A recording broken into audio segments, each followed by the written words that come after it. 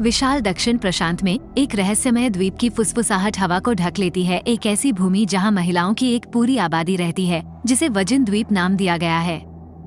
किंवदंती है कि इन महिलाओं के पास एक रहस्यमय बीज होता है, जिससे उनकी उम्र आम मनुष्यों की तुलना में 10 गुना धीमी हो जाती है। नतीजतन अमरता के आकर्षण ने रहस्यमय मिस्टर सॉन्ग सहित अनगिनत व्यक्तियों को द्वीप के मायावी स्थान को उजागर करने के लिए खोज शुरू करने के लिए प्रेरित किया है। किंवदंतियों से मोहित वांग को वजिन द्वीप को खोजने के लिए श्री सॉन्ग के अच्छी तरह से वित्त पोषित अभियान के बारे में पता चलता है।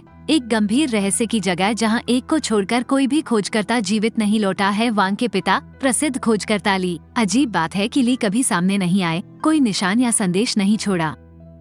अफवाहों से पता चलता है कि द्वीप की सुंदरता ने उन्हें हमेशा के लिए वहीं रखते हुए फंसाया। अपने पिता के भाग्य को उजागर करने के लिए दृढ़ संकल्पित वांग श्री सोंग के खतरनाक अभियान में शामिल हो जाता है और रहस्यों से भरे द्वीप की ओर निकल पड़ता है। तट पर वह सोमाली नेवी सील से हाल ही में स्नातक ह्यून वू से मिलता है, जो एक विशेषज्ञ नाविक होने का दावा करता है और उसका नया सहयोगी बन जाता है। वांग और ह्यून वू श्री सॉन्ग के दूत से एक जीपीएस ट्रैकर प्राप्त करते हुए अभियान जहाज पर चढ़ते हैं। जहाज का प्रस्थान आशा और अनिश्चितता से भरे उनके साहसिक कार्य की शुरुआत का प्रतीक है। हालांकि खाद्य आपूर्ति में कमी के साथ विशाल महासागर में भटकने के 2 महीनों के दौरान आशावाद कम हो जाता है। निराशा बढ़ती है क्योंकि वे मायावी द्वीप की एक झलक के लिए प्रार्थना करते हैं। एक दिन गैर कार्यात्मक जीपीएस उपकरण पर विलाप करते हुए पक्षियों का एक झुंड पास से उड़ता है। वांग लेटकर अपने चेहरे पर एक बूंद महसूस करता है, सीगल के मलबे की अचूक सुगंध। उन्हें इस बात का एहसास बहुत कम है कि यह मामूली प्रतीत होने वाला क्षण उनकी यात्रा में एक मोड़ लाएगा, जो उन्हें वजिन द्वीप के रहस्य के केंद्र में ले जाएगा। वांग और ह्यून वू के दिलों में आशा जगती है क्योंकि वे एक रोमांचक खोज करते हैं, क्षितिज पर उतरना। दूरबीन का उपयोग करते हुए वांग एक द्वीप से उनकी निकटता की पुष्टि करते हैं, जिससे वे खुशी से भर जाते हैं। हालांकि अप्रत्याशित उच्च ज्वार भाटा जहाज को डॉक करने के उनके प्रयासों को विफल कर देता है, जिससे उन्हें बाकी रास्ते पर तैरने के लिए मजबूर होना पड़ता है। द्वीप के तट पर महिलाओं की एक दुर्जय सभा का सामना करते हुए जागने पर उनका उल्लास जल्द ही विस्मय में बदल जाता है। परेशान और विचलित वांग पूछता है कि क्या वे काल्पनिक वजिन द्वीप पर पहुंच गए हैं। हालांकि महिलाएं चुप रहती हैं, उनकी अटूट नजर नवागंतुकों पर टिकी होती है। इसके बाद वांग और ह्यून वू को पूछताछ के लिए महिलाओं के शिविर में ले जाया जाता है। अनुमानित रूप से ह्यून का अति आत्मविश्वास उकसाने के एक दुर्भाग्यपूर्ण प्रयास की ओर ले जाता है, जिसके परिणामस्वरूप एक डुरियन छड़ी के साथ एक दर्दनाक प्रतिशोध होता है। परिणाम तेजी से होता है। जैसे ही उनकी सजा सामने आती है, लड़कों को लकड़ी के पिंजरे में बंद कर दिया जाता है। इस बीच महिलाओं का गूढ़ नेता, जिसे कुलपति के रूप में जाना जाता है, वांग और ह्यून वू के पास जाता है। वह बताती हैं कि केवल कुछ चुनिंदा व्यक्तियों, सभी अनुभवी नाविकों ने पिछली 5 शताब्दियों में अपने द्वीप की सुरक्षा का उल्लंघन किया है। ह्यून वू इन महिलाओं के स्थायी अस्तित्व की धारणा पर अविश्वसनीय मजाक में उनकी अमरता पर सवाल उठाते हैं। कुलपति और उनके अनुचर अनुत्तरदायी रहते हैं और अंततः अपने रास्ते पर चले जाते हैं। जैसे ही महिलाएं दृष्टि से पीछे हटती हैं, वांग गुप्त रूप से एक छिपा हुआ चाकू प्राप्त करता है। रात होने की आड़ में ह्यून वू के साथ भागने की योजना बनाता है। उनकी साजिश सफल हो जाती है, जिससे वे अपनी लकड़ी की जेल से मुक्त हो जाते हैं। उनके भागने के बाद वांग सुराग की तलाश में महिलाओं की जनजाति में घुस जाता है, जबकि ह्यून वू जंगल में भागने के रास्ते की खोज करता है। बाद के दृश्य में ह्यून वू अनजाने में महिलाओं के जटिल जाल में फंसकर जंगल में घुस जाता है। वह एक खरगोश के छेद में गिर जाता है, एक लकड़ी के तीर से छेद हो जाता है और नारियल से बमबारी की जाती है। इस बीच वांग गूढ़ जनजाति के रहस्यों का पता लगाता है। वांग एक रहस्यमय महिला जनजाति में प्रवेश करती है और अप्रत्याशित रूप से एक नहाने की झोपड़ी में मोयान और उसकी बहन मून से मिलती है। मयोन अपने स्नान के लिए कपड़े उतारना शुरू कर देती है और वांग भागने की पुरजोर कोशिश करता है। उसके भागने के प्रयासों को विफल कर दिया जाता है जब मुयन की बहन उसे पकड़ लेती है और उसे छोड़ने से इनकार कर देती है। वांग का रिश्वत देने का प्रयास उल्टा पड़ जाता है, जिससे एक चुभती हुई चिल्लाहट होती है जो पूरे गांव को सचेत करती है। डर कर वो भाग जाता है। भाला चलाने वाली महिलाओं द्वारा उसका पीछा किया जाता है। उसके डराने धमकाने के प्रयासों के बावजूद वे उसे पकड़ लेते हैं। कोने में वांग को कुलपति के सामने मुकदमे का सामना करना पड़ता है, जो उसे जेल से बचने के प्रयास के लिए डांटता है, जो उनकी संस्कृति में एक गंभीर अपराध है। कुलपति इस बात पर जोर देते हैं कि कबीले पर किसी भी हमले के लिए कड़ी सजा दी जाती है। जैसे ही उनके भाग्य पर मुहर लगती है, एक कुचला हुआ और घायल ह्यून अपने दोस्त को बचाने का प्रयास करते हुए घटनास्थल पर पहुंच जाता है।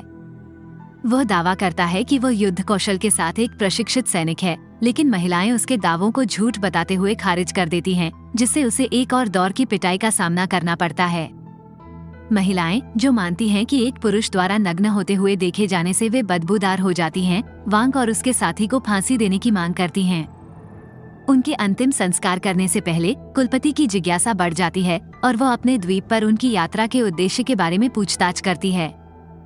वांग बताता है कि वह अपने पिता की तलाश में है, जो 1 दशक पहले द्वीप पर आया था। उसे आश्चर्यचकित करते हुए कुलपति ने खुलासा किया कि वह उसके पिता से भी मिली थी और उसकी तलाश भी कर रही है। वह अशुभ रूप से घोषणा करती है कि अगर वो फिर कभी वांग के पिता से मिलती है तो वह उसे मार डालेगी। इन अशुभ शब्दों के साथ महिलाएं 2 बंदियों के लिए एक विभत्स भाग्य तैयार करती हैं। उन्हें बांधा जाता है और 2 विशाल बैरल में अलग से रखा जाता है। ह्यून अपना डर व्यक्त करता है कि उन्हें भूनने से पहले मैरिनेट किया जा रहा है, लेकिन उनकी आसन तबाही एक अप्रत्याशित मोड़ लेती है। मोयान, जिसने आखिरकार अपने दर्शक का सामना किया है, वांग को उसकी जासूसी करने के लिए फटकार लगाता है और बताता है कि कुरूपता के अभिशाप को तोड़ने के लिए उसे मारना होगा। जैसे ही मोयान वांग के जीवन को समाप्त करने की तैयारी करता है, एक आश्चर्यजनक मोड़ सामने आता है। वह उसे नुकसान पहुंचाने के बजाय कुशलता से उसके संयम में कटौती करती है और वे भाग जाते हैं। वांग के लिए अपनी शुरुआती नापसंदगी के बावजूद मोयान करुणा से प्रेरित होकर उसकी मृत्यु को देखने में संकोच करती है। उनके जंगल से भागने से अगली सुबह पवित्र पेड़ के पास एक और गिरफ्तारी होती है। महिलाएं एक भयानक दावत की योजना बनाती हैं, लेकिन जब चुनहुआ समुद्र में डूब जाती हैं तो अराजकता फैल जाती है। जैसे ही महिलाएं तटरेखा की ओर भागती हैं, वांग और ह्यून भागने का मौका लेते हैं। अपने भागने में वे गलती से पवित्र पेड़ को प्रज्वलित कर देते हैं। अराजकता के बीच चुनहुआ को बचाने के लिए उनके जीवन पर पिछले प्रयासों को दरकिनार करते हुए वांग का मन बदल जाता है। वांग चुनहुआ को अशांत लहरों से बचाता है और ह्यून तट पर जीवन रक्षक सीपीआर का प्रबंधन करता है। वो चमत्कारिक रूप से फिर से सांस लेना शुरू कर देती है, लड़कों की बहादुरी के लिए महिलाओं से वाहवाही प्राप्त करती है।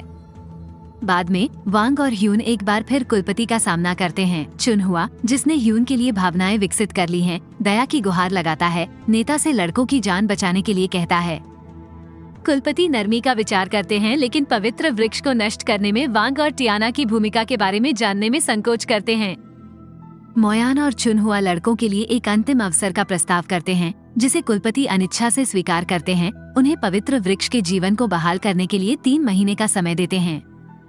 विफलता का अर्थ है एक निर्दयी निष्पादन, जो गूढ़ वजन द्वीप पर छाया डालता है। बाद के दिनों में वांग और टियाना लकड़ी के कोयले के अवशेष के पवित्र पेड़ को साफ करने के लिए अथक प्रयास करते हैं। इसे पानी से कोमलता से पालते हैं। जैसे जैसे समय बीतता जाता है, लड़के द्वीप की महिलाओं के करीब होते जाते हैं, एक अनूठा बंधन बनाते हैं, क्योंकि वे दैनिक जीवन में सहायता करने के लिए अपने आधुनिक उपकरणों और तकनीकों का योगदान करते हैं। वांग और टियाना अपनी विशेषज्ञता के साथ पर्याप्त मछली पकड़ते हैं और द्वीपवासियों को सब्जी की खेती के बारे में ज्ञान प्रदान करते हैं। इस बीच चुनहुआ ह्यून का ध्यान आकर्षित करने का प्रयास करता है, उसे रोजाना फूल और डुरियन चढ़ाता है।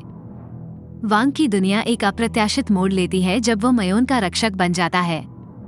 एक GPS संकेत खोजने का प्रयास करते समय वो मयोन के पीछे एक छिपे हुए वाइपर को देखता है और उसे बचाने के लिए स्वाभाविक रूप से सक्रिय हो जाता है।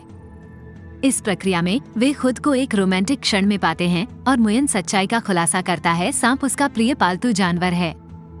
अगला दिन खुशी लाता है, क्योंकि वांग और टियाना पवित्र वृक्ष को नए जीवन को अंकुरित करते हुए देखते हैं, जो उनकी सफलता का प्रतीक है। बाद में उस शाम द्वीप की सभी महिलाएं और लड़के एक उत्सव के लिए एक साथ आते हैं। वे अपनी साझा जीत का आनंद लेते हुए खुशी के साथ दावत और नृत्य करते हैं। उत्सवों के बीच वांग मुयन नृत्य को शांति के साथ देखता है और जीवन के सार इसके मूल्य पर प्रतिबिंबित करता है, न कि केवल इसकी अवधि पर। वो मयोन और उसकी जनजाति के साथ गहरा संबंध महसूस करता है और उनकी रक्षा करने की अपनी इच्छा व्यक्त करता है। मुयन वांग के साथ अपनी जनजाति के इतिहास को साझा करती है। प्राचीन सभी महिला चुड़ैल जनजाति का वर्णन करती है, जिन्होंने पार्थेनोजेनेसिस के माध्यम से अपने वंश को जारी रखा। आदिम मनुष्यों के बीच प्रकृति के सबसे करीबी इस जनजाति ने रहस्यमय जीवन रहस्यों वाले सीड युआन की रक्षा की। उनका उद्देश्य अस्तित्व के साथ प्रकृति के नाजुक संतुलन को बनाए रखना था। हालांकि जैसे जैसे मानव बस्तियों का विस्तार हुआ, वैसे वैसे हिंसा के लिए उनकी वासना भी बढ़ी। सीड युआन का ज्ञान उनके हाथों में आ गया, जिससे गहरे रहस्य की रक्षा के लिए चुड़ैल जनजाति के खिलाफ एक क्रूर नरसंहार जैसा शिकार हुआ। ये रहस्योद्घाटन वांग और टियाना को कर्तव्य की गहरी भावना और द्वीप के गूढ़ इतिहास की एक नई समझ के साथ छोड़ देता है। चुड़ैल कबीले के प्रमुख ने उनमें से सबसे छोटी को कीमती सीड युआन सौंपा और उसे यथासंभव भागने का निर्देश दिया। उन्होंने अपने परिवार की विभत्स मृत्यु देखी, लेकिन निर्देशों का पालन करते हुए खुद को एक दूरस्थ सुनसान द्वीप पर पाया। उसे आश्चर्य हुआ कि वह जो बीज युआन ले जा रही थी वह पहले ही अंकुरित होने लगा था, जिससे बंजर भूमि में जीवन आया। समय के साथ द्वीप जीवन से भरे एक जीवंत अभयारण्य में बदल गया।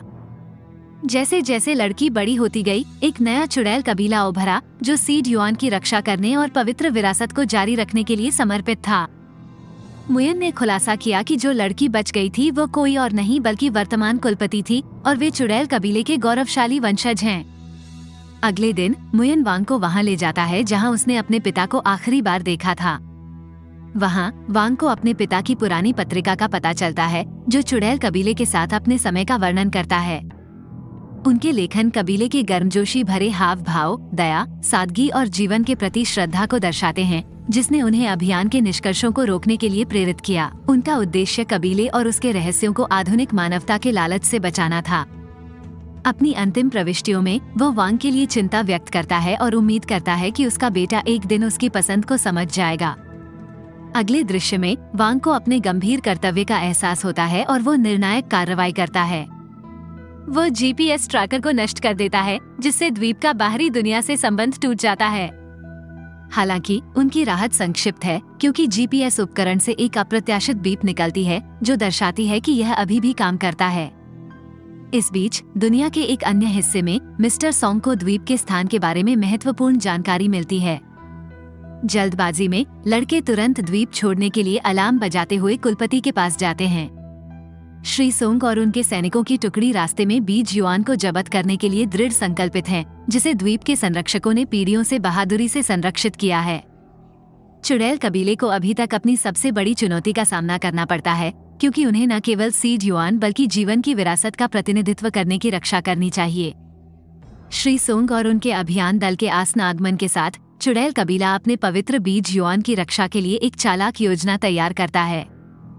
वे आने वाले लोगों को बहकाने का लक्ष्य रखते हैं, उन्हें सुरक्षा की झूठी भावना में लुभाते हैं और फिर उन्हें एक एक करके अक्षम करते हैं।